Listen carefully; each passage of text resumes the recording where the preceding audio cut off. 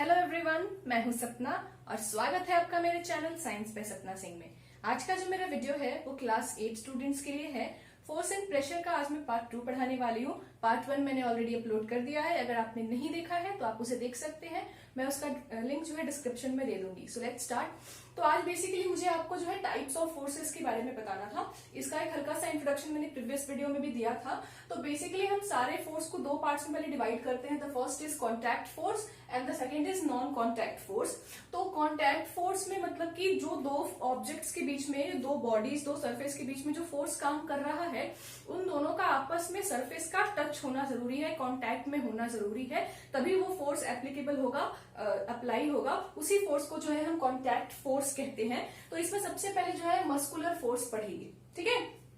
तो muscular force नाम में ही आपको पता चल रहा होगा, मस्कुलर, मसल्स, ठीक है। तो जो हमारे हाथ या पैर के जो मसल्स जो फोर्स लगाते हैं, उसी फोर्स को हम मस्कुलर फोर्स कहते हैं, ठीक है। अब ये मस्कुलर फोर्स आप किस पे लगाओगे? किसी चीज पे ना, हवा में तो किस पे लगाओगे? मतलब कोई चीज चाहिए।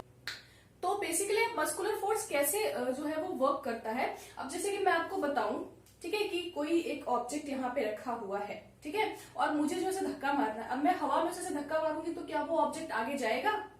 जाएगा? नहीं जाएगा।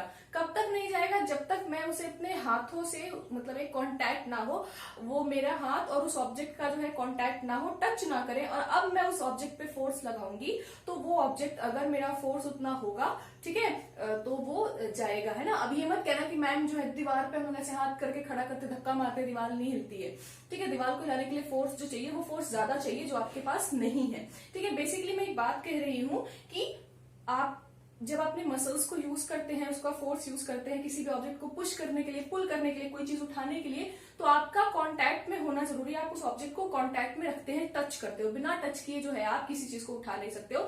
वो अली बाबा एंड 40 चोर का कोई सीन नहीं है, खुल जा SIM SIM and all that. आपको दरवाजा को हाथ लगा के ही खोलना पड़ेगा इन रियलिटी। समझ में आ रही है बात? उसके बाद दूसरा है फ्रिक्शनल फोर्स। ये बड़ा इंपॉर्टेंट है, ठीक है। पूरा एक चैप्टर है फ्रिक्शन आगे चल के। और फ्रिक्शनल फोर्स होता क्या है? तो ये एक अपोजिंग फोर्स है, ठीक है। एक अपोजिट फोर्स है वो जो सरफेस लगाता है किसी भी मूविंग ऑब्जेक्ट के ऊपर, ठीक है। नहीं समझ में आया? मैं समझाती हूँ। देखो क्या होता है, आप जैसे कि मान लो कि आप एक बॉल लो, जरा एक बॉल लो और उस बॉल को ऐसे डुगरा दो, फेंक दो। फेंक के जरा देखो क्या होगा। बॉल आप बड़ी स्पीड में फेंकते हो, सरफेस में नीचे फेंको, डुगुर के बॉल जा रही है। आप क्या देखोगे? बॉल जिस स्पीड में आपने फेंका था, धीरे धीरे वो स्पीड कम हो रही है, और एक टाइम ऐसा आएगा, एक जगह पे जाके जो है बॉल रुक जाएगी, ठीक है। तो अब वो बॉल की स्पीड किसने कम की और बॉल क्यों रुकी? तो बॉल रुकी या स्पीड कम हुई इस फोर्स की वजह से, फ्रिक्शनल फोर्स की वजह से। ये जो है सरफेस लगाता है, ठीक है। जितने भी सरफेस है, रोड वगैरह, जिस चीज पे कोई ऑब्जेक्ट चल रहा है, वो सरफेस जो है वो ऑब्जेक्ट के ऊपर एक ऑपोजिट डायरेक्शन में फोर्स लगाता है, ठीक है। फॉर एग्जांपल ये सरफेस है आपका and this is the object. अब ये ऑब्जेक्ट ऐसे मूव कर रहा है, ये ऑब्जेक्ट आगे की तरफ मूव कर रहा है, तो ये जो सरफेस है वो फ्रिक्शनल फोर्स पीछे की तरफ लगा रहा है। पीछे की तरफ लगाने का मतलब है कि वो उसकी स्पीड को रोक रहा है, ठीक है, उसको चलने से रोक रहा है। तो हर फोर्स, ठीक है, हर सरफेस जो है वो फोर्स लगाता है। गाड़ी वगैरह हम एक्सेलरेटर देते हैं, पैडल बार बार साइकिल भी चलाते हैं। क्यों चलाते हैं? क्योंकि रोड जो है एक फ्रिक्शनल फोर्स लगा रहा है आपके साइकिल के टायर्स पे, उसको रोक रहा है। और आप पैडल चला रहे हो, जब आप पैडल मार रहे हो साइकिल की, तब जो है आप जो है ज्यादा फोर्स प्रोवाइड कर रहे हो अपनी साइकिल की एज कम्पेयर टू वो सरफेस का फ्रिक्शनल फोर्स। तभी आपकी साइकिल मूव कर रही है। एज सुन एज आप पैडल करना छोड़ देते हो, साइकिल की स्पीड स्लो हो जाती है। क्यों? क्योंकि अब जो है फ्रिक्शनल फोर्स ओवरकम उस पर हो रहा है ना। अब तो कोई एक्सटर्नल फोर्स आप अपनी साइकिल को दे नहीं रहे हो अपनी तरफ से, और धीरे धीरे करके वो जो है आपके साइकिल को रोक भी देता है अगर आप पैडल नहीं मारोगे तो, ठीक है। तो हर सरफेस जो है फोर्स लगाती है ऑब्जेक्ट्स पे, मूविंग ऑब्जेक्ट्स पे। उसी फोर्स को जो है हम फ्रिक्शनल फोर्स कहते हैं। और ये जिस ऑब्जेक्ट जिस डायरेक्शन में मूव करता है उसके ऑपोजिट डायरेक्शन में ये फोर्स लगता है, ठीक है। अब बात है कि फोर्स लगता क्यों है। तो देखो क्या होता है, जितने भी सरफेस है, इवन जो स्मूथ सरफेस है वो भी स्मूथ नहीं है, उसमें भी जो है वो, अगर आप मैग्नीफाई करके देखोगे रोड वगैरह को, तो रोड इस तरह से होता है, ऐसे इरेगुलर शेप का होता है, ठीक है। अब यही ऑब्जेक्ट इस पे जब गाड़ी चलेगी, टायर जो है इस पे गई तो इस पे एक ऑपोजिट फोर्स लगाया इस पे, तो गाड़ी की स्पीड थोड़ी सी रुकी, है ना। फिर आगे जाएगा तो फिर इस पे भी फोर्स, वो बार बार फोर्स जो है ना उस तरह से लगता रहता है, ठीक है। इक्वल एंड ऑपोजिट फोर्स जो लगता है, आगे चल के आप पढ़ोगे तो मतलब जिसपे फोर्स लगा वो आपको बैक फोर्स लगाते हैं ना, तो वही फोर्स जो है फ्रिक्शनल फोर्स बन जाता है। तो सरफेस जो है एक तरह का ऑपोजिट फोर्स अप्लाई करते हैं, लगाते हैं ऑब्जेक्ट्स पे उनकी स्पीड को रोकने के लिए या फिर कम करने के लिए, ठीक है, उसी को हम कहते हैं फ्रिक्शनल फोर्स। समझ में आ गया? अभी इतना ही जानो। उसके बाद नॉन कॉन्टैक्ट फोर्स में जो है आपको 3 तरह के फोर्स पढ़ने हैं, इलेक्ट्रोस्टैटिक फोर्स, ग्रेविटेशनल फोर्स और मैग्नेटिक फोर्स। तो इलेक्ट्रोस्टैटिक फोर्स क्या होता है? इलेक्ट्रोस्टैटिक फोर्स होता है कि एक चार्ज्ड ऑब्जेक्ट एक दूसरे चार्ज ऑब्जेक्ट पे जो फोर्स लगाए या किसी अनचार्ज बॉडी पे जो फोर्स लगाए उसी को हम इलेक्ट्रोस्टैटिक फोर्स कहते हैं, ठीक है। जैसे कि हम मान लो कि बहुत सारे एक्सपेरिमेंट्स आपको करवाए भी गए होंगे, आपने पहले भी किए होंगे, या फिर देखो एक स्केल लो, है ना, और अपने जो है ड्राई हेयर पे उसको रब करो, एकदम घिस दो ऐसे थोड़ा सा, और फिर उसको जो है ना वो स्मॉल स्मॉल पेपर्स फाड़ के उसको जो है पास में ले जाओ, वो अट्रैक्ट करेगा उसको। क्यों? क्योंकि जब आपने उसको ऐसे रब किया ना स्केल को या किसी भी सरफेस को, देखो ऐसे कोई ऑब्जेक्ट पड़ा हुआ है ना तो इसकी सरफेस जो है ऊपर से चार्ज नहीं है, ठीक है, ये स्टेबल है। लेकिन जब आप इसको ऐसे रब कर दोगे ना तो रब कर दो, रब करने से ना किसी भी ऑब्जेक्ट पे चार्ज आ जाता है। जैसे रब करोगे किसी भी ऑब्जेक्ट पे चार्ज आ जाता है। अब जो है वो जैसे ही उसके अंदर चार्ज आता है उसके अंदर एक फोर्स आ जाता है, फोर्स ऑफ अट्रैक्शन।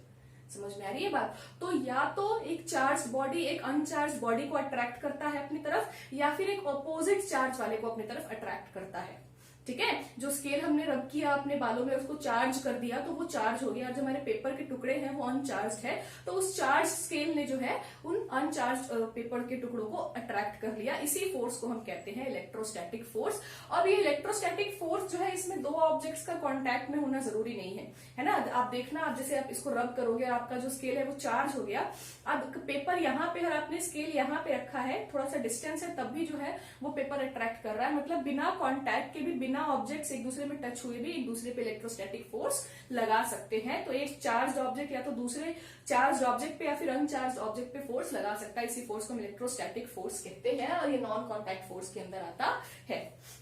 दूसरा अगर मैं आपको बोलूं ग्रेविटेशनल फोर्स, तो ग्रेविटेशनल फोर्स होता है ये, गिर गया, क्यों गिरा, हवा में क्यों नहीं लटका? बिकॉज अर्थ जो है एक फोर्स लगाती है और वो फोर्स से क्या करती है, वो चीजों को अपनी तरफ खींचती है, और अर्थ की इसी फोर्स को फोर्स ऑफ ग्रेविटी भी कहा जाता है, ग्रेविटेशनल फोर्स कहा जाता है। तो वो जो ग्रेविटी होती है, अर्थ की जो फोर्स होती है जिससे वो ऑब्जेक्ट्स को अपनी तरफ खींचती है, उसी को हम ग्रेविटेशनल फोर्स कहते हैं, गुरुत्वाकर्षण बल, ठीक है।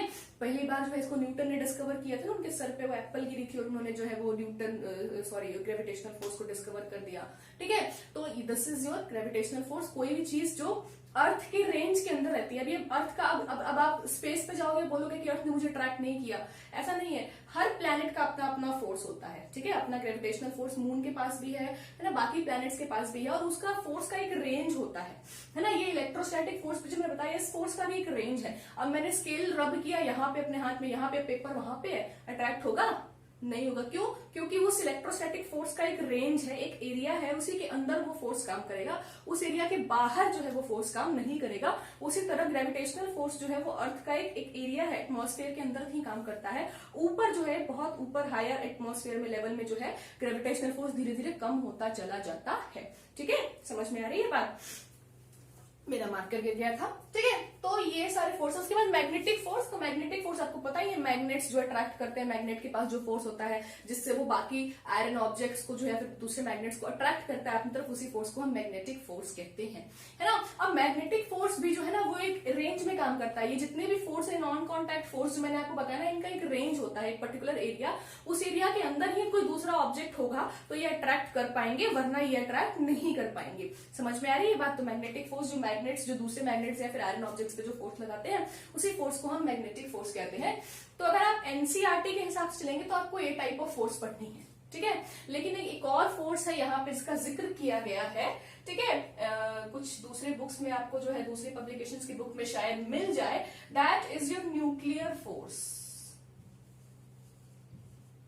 ये क्या है भैया?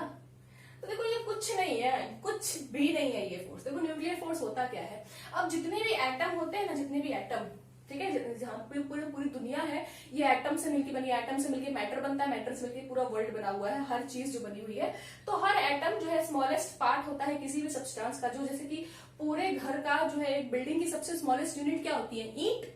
एक एक ईंट को जोड़ जोड़ के बनता है ना पूरा घर, एक एक सेल को जोड़ जोड़ के पूरी बॉडी बनती है, उसी तरह से एक एक एटम को जोड़ के पूरा एक सब्सटेंस तैयार होता है, एक एलिमेंट बनता है। तो वो जो एक एटम है, एक ईंट है, उसके बीच में होता है न्यूक्लियस, ठीक है। अब इस न्यूक्लियस में रहते हैं न्यूट्रॉन, और प्रोटॉन।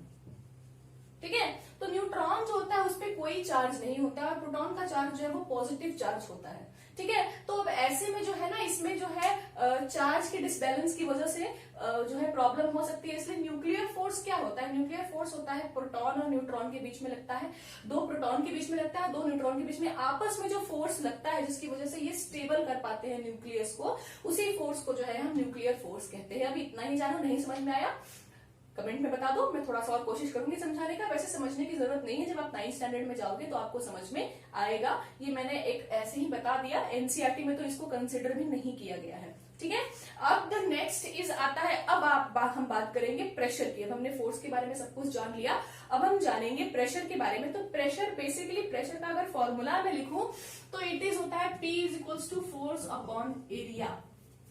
ठीक है, मतलब कि कितना फोर्स एक पर्टिकुलर एरिया पे कितना फोर्स कितना लगाया गया है, वही होता है प्रेशर। ठीक है, तो प्रेशर के बारे में जो है मैं इस वीडियो में नहीं बताऊंगी, उसके लिए आपको जो मेरा अगला वीडियो देखना पड़ेगा।